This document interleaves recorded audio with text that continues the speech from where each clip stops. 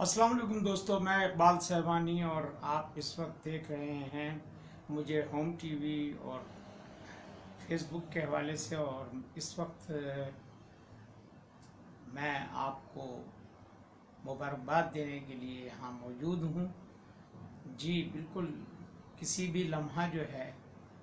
वो 12 बजने वाले हैं और हम 14 अगस्त में दाखिल होने वाले हैं और मेरे अतराफ में जो है वो हारन बजना शुरू हो गए हैं और पटाखे शुरू हो गए हैं और आप देख रहे हैं कि आपको आवाज़ आ रही होगी। तो आपको पाकिस्तान में बसने वाले तमाम दोस्तों को, पाकिस्तान में बसने वाले तमाम शहरियों को और पाकिस्तान से बाहर रहने वाले तमाम पाकिस्तानियों को जश्न आज़ादी मुबारक हो। आज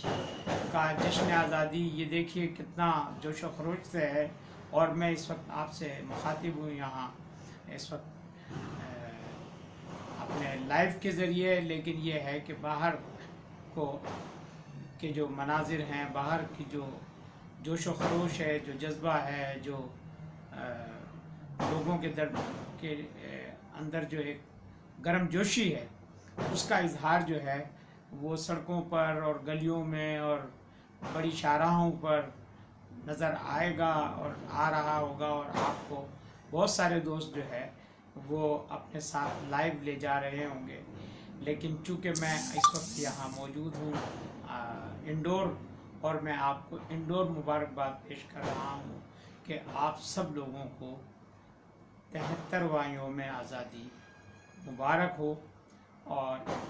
1947 में पाकिस्तान 14 अगस्त को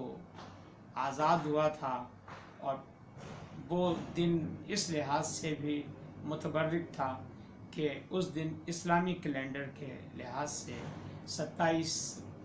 रमज़ान की शब थी जब ये ऐलान किया गया रेडियो पाकिस्तान लाहौर के स्टूडियोज़ से। और इस तरह से पाकिस्तान वजूद में आया और शायरों ने जिस तरह से कायद आज़म को खराज तहसीन पेश किया, उसकी एक झलक जो है वो ये है कि यूं दी हमें आज़ादी की दुनिया हुई हैरान, यूं दी हमें आज़ादी की दुनिया हुई हैरान, ए कायद आज़म तेरा एहसान है एहसान। तो कायद आज़म का ये एहसान हमारी ज़िंदगी पर, हमारे बरसग़ीर के मुसलमानों पर और आज के मुसलमानों पर, और कायद आज़म के उस दूर रस जो उनकी अप्रोच थी कि जब उनसे ये कहा गया और उन्हें ये बताया गया कि उन्हें जो है मुत्तहदा हिंदुस्तान का गवर्नर जनरल बनाया जा सकता है अगर वो आज़ादी के मुतालबे से दस्तबरदार हों। तो कैब बनारसी साहब ने अपनी किताब में लिखा है एक चैप्टर कि कायद आज़म एक जलसे से ख़िताब कर रहे थे, तो उसके बाद एक बूढ़ा शख्स वहाँ आया और उसने किसी तरह से कायद आज़म तक अप्रोच की और उनसे दरख्वास्त की कि मेरी एक 13 साला बच्ची जो है वो आपसे मिलना चाहती है। तो 13 साला बच्ची कायद आज़म राज़ी हो गए कि वो बच्ची अक़ीदत से मिलना चाहती थी। तो उसके लिए कायद आज़म ने कहा कि ठीक है, उस बच्ची से मुलाकात के लिए मैं चलने को तैयार हूँ। और जब वो वहाँ पहुँचे तो उस 13 साला बच्ची ने एक रुमाल पर अपने हाथ से कशीद किया हुआ पाकिस्तान का नक्शा, वो रुमाल जो है कायद आज़म को पेश किया। और उसके बाद वो नक्शा, वो रुमाल जो है कायद आज़म ने तोहफ़तन कबूल किया। और जब ये पेशकश कायद आज़म को की गई कि बरतानिया सरकार की जानिब से कि अगर वो आज़ादी के मुतालबे से दस्तबरदार हो जाएं तो उन्हें जो है वो गैर मुनक़सिम हिंदुस्तान का गवर्नर जनरल बनाया जा सकता है। तो उसके जवाब में कायद आज़म ने अपनी जेब से वो रुमाल निकाल कर जो है, और वो उस वक्त के जो लॉर्ड थे, जो भी उनसे मुज़ाकरात कर रहे थे, ان کو پیش کیا اور ان کو کہا کہ ہندوستان اور ہندوستان میں بسنے والے مسلمانوں کا بچہ بچہ اپنے ذہن میں پاکستان کا ایک نقشہ بنا کر بیٹھا ہے، تو میں کیسے اس بات سے یا اس مطالبے سے دستبردار ہو سکتا ہوں، میں کیسے اپنی قوم کی جو امنگیں ہیں، جو خواہشیں ہیں، جو دعائیں ہیں، ان سے کیسے منہ موڑ سکتا ہوں۔ تو پھر یہ نعرہ بھی انہی کا ہے، کیب بنارسی صاحب کا، کہ بٹ کے رہے گا ہندوستان، لے کے رہیں گے پاکستان۔ تو بہرحال اہل قلم حضرات کا بھی پاکستان کے قیام میں کردار ہے، اور اس حوالے سے علامہ اقبال کے جو فرمودات ہیں اور علامہ اقبال کے جو افکار ہیں، ان کو اگر ہم سامنے رکھیں تو علامہ اقبال کا گو کہ انتقال جو ہے وہ قیام پاکستان سے کوئی 9 سال پہلے 1938 میں ہو گیا تھا، مگر قائد اعظم ایک دفعہ مایوس ہو کر جو ہے وہ چلے گئے تھے، اور اس دوران میں علامہ اقبال نے ان سے مستقل جو ہے وہ خط و کتابت کے ذریعے رابطہ رکھا، اور وہ اس بات پر کنوینس کرتے رہے کہ بر صغیر کے مسلمانوں کے لیے اگر کوئی قیادت ہے تو وہ صرف آپ ہی کی صورت ہے، تو آپ واپس آئیں اور پاکستان کی جد و جہد کو، اس کی تحریک کو لیڈ کریں، اس کی رہنمائی کریں، اور آپ کی ہی قیادت جو ہے وہ پاکستان کو۔ تو اس طرح سے علامہ اقبال کا جو رول ہے وہ انہیں مفکر پاکستان کے حوالے سے کہتے ہیں کہ ایک خواب، ایک سوچ، ایک فکر جو تھی، اور وہ فکر جو ہے وہ پہلے علامہ اقبال خلافت کے حوالے سے ان کا ایک تاثر تھا، ان کا ایک نظریہ تھا، اور وہ امت مسلمہ کی بات ان کے نزدیک جو ہے پوری دنیا کے مسلمانوں کا ایک پلیٹ فارم ہونا چاہیے، اور دنیا بھر کے مسلمان جو مشرق وسطیٰ میں ہوں یا یورپ میں ہوں یا ہندوستان میں ہوں یا ترکی میں ہوں، وہ سب ایک پلیٹ فارم پر آ جائیں، اور اس کے پیچھے ان کی جو سوچ تھی وہ خلافت عثمانیہ کا وہ کنسیپٹ تھا، جس کے تحت دنیا بھر کے مسلمان جو تھے وہ ایک خلافت کے تحت تھے۔ لیکن خلافت میں جو اس کے بعد یہ ایک فریکشن آیا اور خلافت عثمانیہ ختم ہوئی، اور اس کے نتیجے میں جو ہے برطانوی سامراج نے وہاں بھی جو ہے اپنے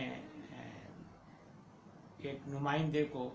جو کمال اتا ترک کی صورت میں آیا، اور کمال اتا ترک نے وہاں باقاعدہ جو ہے سرکاری طور پر جو ہے قرآن پڑھنا، نماز پڑھنا اور اذان دینا، یہ سب جو ہے یہ ممنوع قرار دیا، اور اس صورت میں یہ چیزیں رائج کی کہ جو بھی کچھ کہا جائے گا وہ عربی میں نہیں بلکہ ترکی زبان میں ادا کیا جائے گا۔ تو خیر بہرحال یہ بالکل ڈیفرنٹ بحث ہو جائے گی۔ ہم پاکستان کے تناظر میں بات کر رہے ہیں کہ علامہ اقبال نے پہلے ملت اسلامیہ کے تصور کی طرف دیکھا، اور پھر جب ملت اسلامیہ کے تصور کو انہوں نے دیکھا کہ اس وقت کی جو جیو پولیٹیکل سچویشن جو ہے وہ یہ ہے کہ ہم پہلے اپنے خطے کو محفوظ اور مضبوط بنائیں، تو پھر ہم آگے کے جو معاملات ہیں ان کی طرف دیکھ سکتے ہیں۔ تو پھر ان کا جو ہے ان کا فوکس جو ہے وہ ہندوستان کی طرف آیا، اور ہندوستان کی طرف آیا تو وہ پہلے اپنے آپ کو ہندوستانی اور مسلمان سمجھتے تھے، اور اس کے بعد کوئی اور بات کرتے تھے، اور یہ ان کے اسی زمانے کے فکر کی جو شاعری ہے جس میں علامہ اقبال نے کہا کہ سارے جہاں سے اچھا ہندوستان ہمارا ہے، ہم بلبلیں ہیں اس کی یہ گلستان ہمارا، یہ سب کچھ مطلب ایک متحدہ وطن کے لیے یہ سب باتیں علامہ اقبال کے ذہن میں تھی کہ برطانوی سامراج سے کس طرح سے چھٹکارا حاصل کیا جائے اور ہندوستان کو جو ہے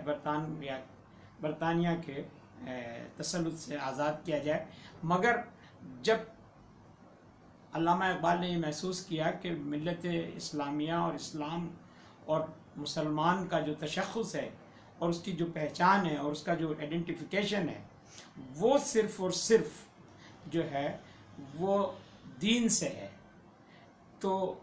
دین کے بغیر جو ہے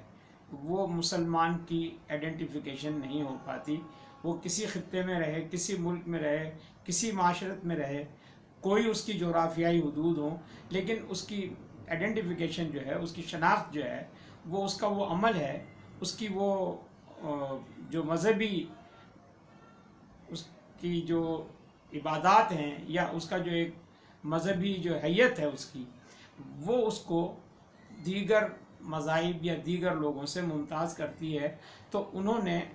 بھی اس گھٹن کو محسوس کیا کہ ہندوستان میں رہتے ہوئے ہندو اکثریت کے ساتھ مسلمان اقلیت کو بہت زیادہ جو ہے وہ پنپنے کا یا مذہبی آزادی کا جو موقع ہے وہ میسر نہیں آئے گا۔ اور مجھے اختر سرور صاحب دیکھ رہے ہیں کہ بنارسی صاحب کے صاحبزادے ہیں، اور ان کے والد کا میں نے ابھی ذکر بھی کیا ہے ابتدا میں ہی۔ تو بہرحال میں شکریہ ادا کرتا ہوں اختر کا کہ وہ اس وقت میرے ساتھ موجود ہیں، مجھے دیکھ رہے ہیں۔ تو ہم بات کر رہے تھے کہ علامہ اقبال کے اس تصور سے پھر جو ہے وہ جو پہلے کی ان کی جو سوچ تھی، جو ملت اسلامیہ کی سوچ تھی، تو اس وقت وہ ان کا وہ تھا کہ چین و عرب ہمارا، ہندوستان ہمارا، مسلم ہے ہم وطن، سارا جہاں ہمارا، یا نیل کے ساحل سے تابہ خاک کاشغر، یہ علامہ اقبال کا جو ابتدائی زمانے کی جو سوچ تھی وہ یہ تھی۔ لیکن اس کے بعد جب وہ جو اسٹڈی کرتے گئے اور جب وہ جرمنی میں انہوں نے پی ایچ ڈی کی اور یو کے سے انہوں نے جو ہے اپنی جو ماسٹرز کیے، تو اس دوران میں ان کی سوچ میں یو کے کی معاشرت سامنے رہی، اور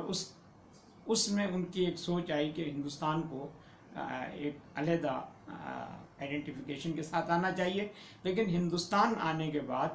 جب انہوں نے یہاں کی معاشرت کا جائزہ لیا اور یہاں کی معاشرت کا مطالعہ کیا، تو پھر انہیں اس بات پر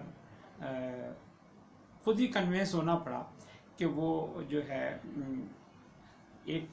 مسلمانوں کے لیے اگر کچھ کر سکتے ہیں اور مسلمانوں کے لیے ہی انہیں کچھ کرنا چاہیے۔ اس میں یہ تاریخی حقائق سے ہٹ کر میں ایک بات کہوں گا کہ یہ سعادت بزور بازو نیست تانا بخشت خدائے بخشندت۔ تو میں اس میں ایک چیز یہ بھی ایڈ کروں گا کہ علامہ اقبال کو یہ تصور، علامہ اقبال کی یہ سوچ، اس میں ان کے ایک عاشق رسول ہونے کا بہت بڑا جو ہے دخل تھا کہ وہ جو ہے انہوں نے اپنی جو عشق رسول کی جو شمع ان کے دل میں جلی ہوئی تھی، اس شمع کی روشنی سے ان میں یہ تصور آیا کہ مسلمانوں کے لیے ایک علیحدہ مملکت ہی مسلمانوں کو تقویت اور دوام دے سکتی ہے اور ان کے لیے زندگی کا راستہ آسان کر سکتی ہے۔ اور یہ سوچ جو ہے آج اگر میں آج یعنی 2020 میں اگر یہ بات کہہ رہا ہوں تو میں اپنے ان دونوں اکابرین کو اور ان کے ساتھیوں جو ان کے ساتھ جو لیڈرشپ تھی ان کو سلام پیش کرتا ہوں، ان کو سلیوٹ کرتا ہوں، ان کی اس فور سائٹنیس کو، ان کی اس دور اندیشی کو میں جو ہے میرے پاس الفاظ نہیں ہے کہ آج 2020 میں آپ دیکھیں کہ ہندوستان کا نقشہ کیا ہے، ہندوستان کی معاشرت اور وہاں کا سیاسی نظام کیا ہے، وہاں کس طرح کا فاشسٹ سسٹم لایا گیا ہے اور وہ آگے کی طرف بڑھ رہا ہے۔ مطلب اب ایک جو نیا ہندوتوا کا جو تصور آیا ہے کہ ہندوستان میں صرف وہی رہ سکتا ہے جو ہندو ہے، یعنی تو پاکستان کا جو اس وقت کا تصور تھا اور جو سوچ تھی اور جو اس وقت کی لیڈرشپ کا جو ویژن تھا وہ اس سے بہت آگے دیکھ رہے تھے کہ ابھی 70 سال ہوئے ہیں، جبکہ قوموں کی تاریخ میں 70-72 سال کوئی بہت بڑی عرصہ نہیں ہوتا، کوئی بہت بڑا ایک پیریڈ نہیں ہوتا، اور کوئی بہت بڑی ان کی اہمیت نہیں ہوتی، کیونکہ صدیوں میں قومیں اور تہذیب اور تمدن اور ثقافت اور زمینی رشتے اور زمینی جو ایک استحکام ہے وہ اس میں صدیاں درکار ہوتی ہیں. اور یہی وجہ ہے کہ جب ہم بڑی تہذیبوں کی طرف دیکھتے ہیں تو ان میں قبل مسیح کی تہذیبیں آ جاتی ہیں، ان میں اتنی بڑی بڑی تہذیبیں آ جاتی ہیں، بابل و نینوا کی تہذیب آ جاتی ہے، سندھ کی تہذیب آ جاتی ہے، ہڑپا ہے، مونجو داڑو کی تہذیب کا ذکر ہے، اور یونانی تہذیب کا ذکر ہے. تو تہذیبیں جو ہیں وہ صدیوں میں جا کر کہیں اپنی جو ہے جڑیں بناتی ہیں. تو ہماری جو اس وقت کی قیادت تھی، مسلم لیگ، آل انڈیا مسلم لیگ کی جو قیادت تھی، اس دور رس سوچ کو آپ سلام کیجئے کہ انہوں نے اس وقت سوچا تھا کہ اگر یہ پاکستان نہیں بنے گا تو آگے کیا صورتحال ہوگی مسلمانوں کے ساتھ، اور مسلمانوں کو کس قسم کی جو اذیتوں سے دوچار ہونا پڑے گا. آج ہم 2020 میں دیکھتے ہیں کہ ہمارا اور ہندوستان کے مسلمانوں کا لائف سٹائل بھی تبدیل ہے، ہمارا اور ہندوستان کے مسلمانوں کا طرز زندگی جو ہے اس میں ایک سیکنڈ کلاس سٹیزن کا تصور ہے، جبکہ ہم اپنے آپ کو ایک مکمل قوم کے طور پر دیکھتے ہیں. وہاں قومیت کا تصور جو ہے وہ اپنے آپ کو لاکھ ہندوستانی کہتے ہیں، لیکن جب برا وقت آتا ہے، جب کوئی ایسا ہندو مسلم فساد کھڑا ہوتا ہے، یا جب کوئی مودی جیسا فاشسٹ حکمران ہوتا ہے، تو وہ گجرات کا اگر وزیر اعلیٰ ہوتا ہے تو بھی اسی طرح سے جو ہے وہ جینوسائیڈ کر دیتا ہے مسلمانوں کی. اور اگر وہ وزیر اعظم بن جاتا ہے تو وہ جموں و کشمیر میں ایسے قوانین لے کر آتا ہے کہ ایک آزاد ریاست کو، ایک خود مختار ریاست کو، ایک انڈیپینڈنٹ ریاست کو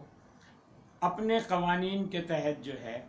اس میں نہ صرف یہ کہ اس کا محاصرہ کر کے وہاں کے مقامی لوگوں کی زندگی اجیرن کر دیتا ہے، بلکہ ایسے قوانین وہاں لائے جاتے ہیں کہ باہر سے لوگ لا کر بسائے جائیں تاکہ مقامی آبادی جو ہے وہ اقلیت کا شکار ہو جائے. تو اس سارے تناظر میں ہندوستان کے ساتھ مستحکم یا اس وقت غیر منقسم ہندوستان کے ساتھ جڑے رہنا آج مسلمانوں کے لیے کیا تکالیف اور کن مسائل کا سبب بن سکتے تھے، وہ سوچ اگر آپ اس وقت کے ہمارے جو لیڈر تھے ان کی دیکھیں تو قائد اعظم کا جو ویژن تھا، قائد اعظم کو جس طرح سے علامہ اقبال نے کنوینس کر کے واپس بلایا، اور واپس آ کر پھر قائد اعظم نے جس طرح سے اس ملک کو بنانے کے لیے جد و جہد کی اور جس طرح کوشش کی. قائد اعظم جانتے تھے کہ وہ ایک ایسے موذی مرض کا شکار ہیں کہ جس میں ان کو بہت زیادہ محنت اور بہت زیادہ جو مینٹل ورک ہے وہ ان کو اور زیادہ کمزور کرتا تھا. لیکن وہ یہ بھی جانتے تھے کہ اگر یہ کام ان کی زندگی میں نہیں ہوا تو پھر یہ کام بہت مشکل ہے، اس لیے کہ قائد اعظم برطانوی سامراج سے ان کی زبان میں بات کرتے تھے اور ان سے اچھی بات کرتے تھے اور ان کو لاجواب کرتے تھے. ان کی کسی بھی بات کا اور ان کے کسی بھی جو سیاسی داو پیش تھے ان کا وہ اس طرح سے جواب دیتے تھے اور مقابلہ کرتے تھے کہ انہیں لاجواب کر دیا جاتا تھا. لارڈ ماؤنٹ بیٹن نے خواہش ظاہر کی کہ وہ پاکستان کے گورنر جنرل بننا چاہتے ہیں، لیکن قائد اعظم نے کہا کہ ایسا نہیں ہو سکتا. اگر یہی ہونا تھا تو آپ اس وقت جو ہے یونائٹڈ انڈیا جو ہے اس کے گورنر جنرل تو آپ ہیں، تو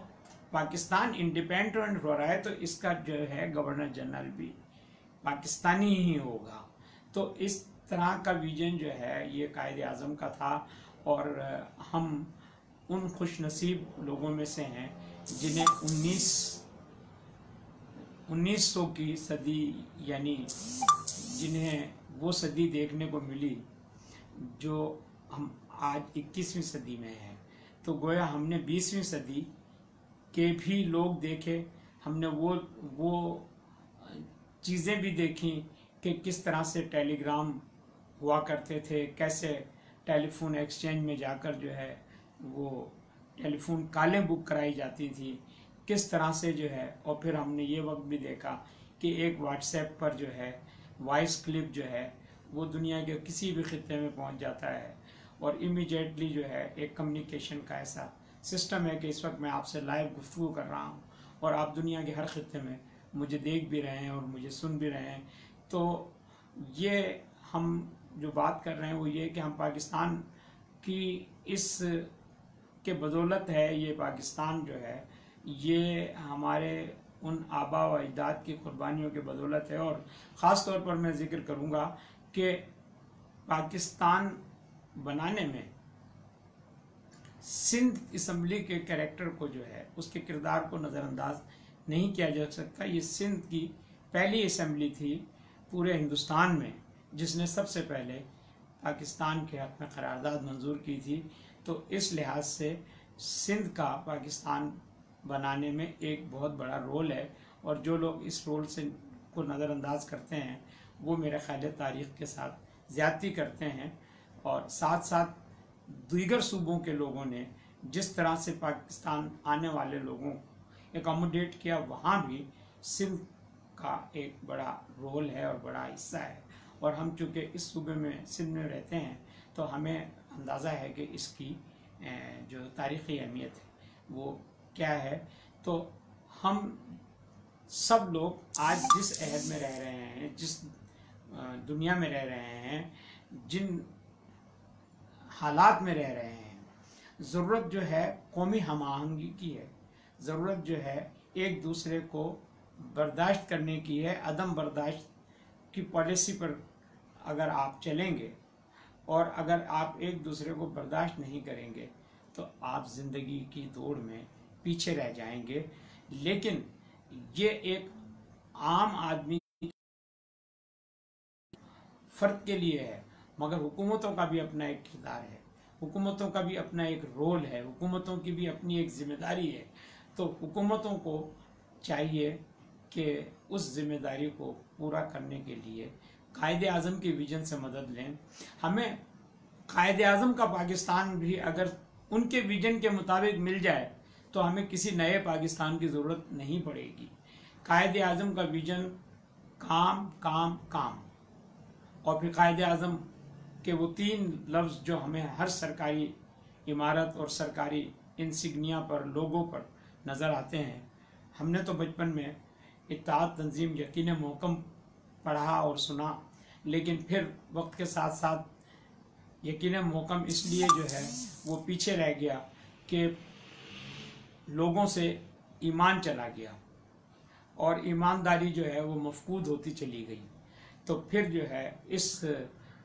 یونٹی فیتھ ڈسپلن کو واپس لانے کے لیے اس کو اردو میں پھر ایمان تنظیم اتحاد کا نام دے کر جو ہے ری آرگنائز کیا گیا۔ تو اب ایمان، اتحاد اور تنظیم جو ہے یہ تینوں اگر عنصر بھی من حیث القوم ہمارے درمیان موجود ہوں تو ہمیں بہت سارے ایسے مسائل سے چھٹکارا مل سکتا ہے جن سے ہم اس وقت دوچار ہیں، اور یہ زندگی جو ہے یہ عارضی ہے۔ Every one will be go to the origin, ہر آدمی اپنے اصل کی طرف لوٹ جائے گا، ہر آدمی کو کل ذائقۃ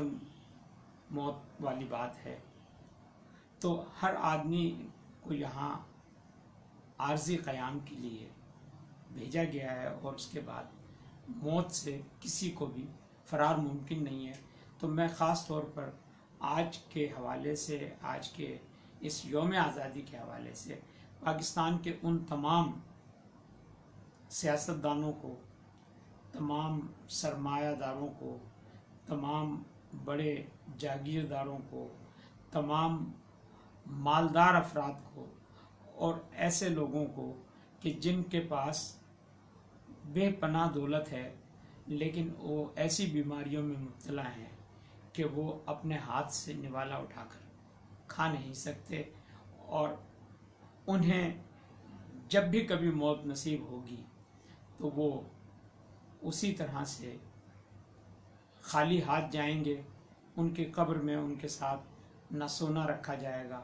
ना डॉलर्स रखे जाएंगे, ना जो है उनका महल, उसके महल के अंदर उनकी तदफीन होगी, बल्कि वो उसी सफ़ेद कफन का उनका मलबूस होगा और वो उसी तरह से महल में भी अगर दफन होंगे तो उन्हें ज़ेर ज़मीन मिट्टी ही में जाना पड़ेगा। तो उन सब से मैं ये दरख्वास्त करूँगा कि इस मुल्क ने आपको, अगर कोई हज़ारों में खेलता था तो वो लाखों से ऊपर चला गया है, और अगर कोई लाखों का मालिक था तो वो करोड़ों की तरफ चला गया है, और जो करोड़ों में था वो अरबों और खरबों में अब खेल रहा है। तो ये सब इस पाकिस्तान की बदौलत उन तक पहुँचा है, उन्हें मिला है। जायज़ या नाजायज़ तरीके से, जैसे भी जायज़ तरीके से अगर लिया है तो भी पाकिस्तान ने दिया है। अब पाकिस्तान को ज़रूरत है तो आप पाकिस्तान के लिए कुछ करें और पाकिस्तान को दें। और अगर नाजायज़ तरीके से भी लिया है तो ये इसी मुल्क का सरमाया था, इसी मुल्क की कीमत दौलत थी, इसे इस मुल्क में ही वापस आना चाहिए, इस मुल्क के ही लोगों के लिए इस्तेमाल होना चाहिए और इस मुल्क की बेहतरी के लिए इस्तेमाल होना चाहिए। तो इस तरह से हम एक खुशहाल कौम की तरफ जा सकते हैं, और एक खुशहाल कौम और एक खुशहाल मुल्क का जो तस्वुर था वही कायदे आज़म का असल विज़न था। आप सब लोगों को एक बार फिर मेरी तरफ से दिली यौम आज़ादी मुबारक हो, और होम टीवी और होम टीवी की टीम की जानिब से, बिलखुसूस डॉक्टर लुबना अक्स की जानिब से, अंजुमन इरफान साहिबा की जानिब से, हीर खान की जानिब से और दीगर दोस्तों की जो मेरी टीम के हिस्से हैं उनकी जानिब से आप सबको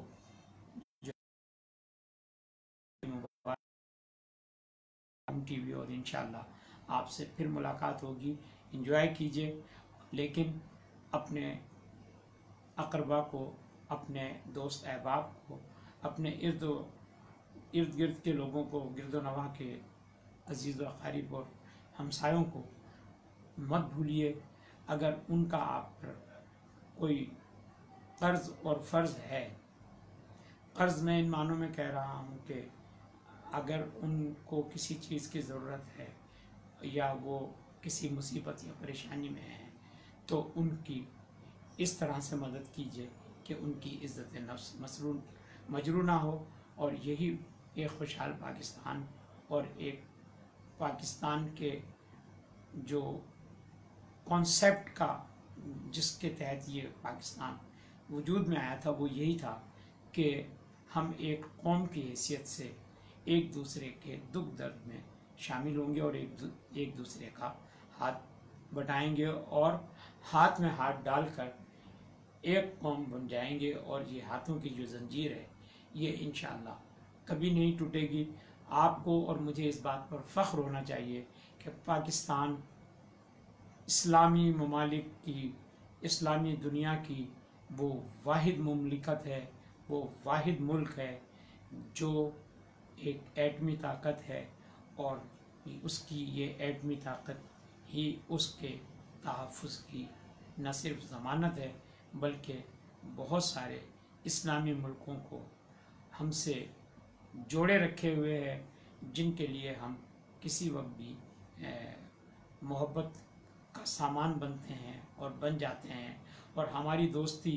की वजह से उनके बहुत से दुश्मन उनसे खौफज़दा रहते हैं कि कब पाकिस्तान की दोस्ती इनके साथ हमारे लिए मसला ना बन जाए। तो हम सबको चाहिए कि हम सब आलमी अमन के लिए काम करें ताकि कोई भी ऐसी ना हो, सूरत हाल ना हो। सबको आलमी अमन के लिए जद्दोजहद करनी चाहिए। یہی قائد اعظم کا مقصد تھا، یہی پاکستان کا تصور تھا، کیونکہ اسلام سلامتی کا مذہب ہے اور پاکستان کا سرکاری مذہب اسلام ہی ہے، تو اس لیے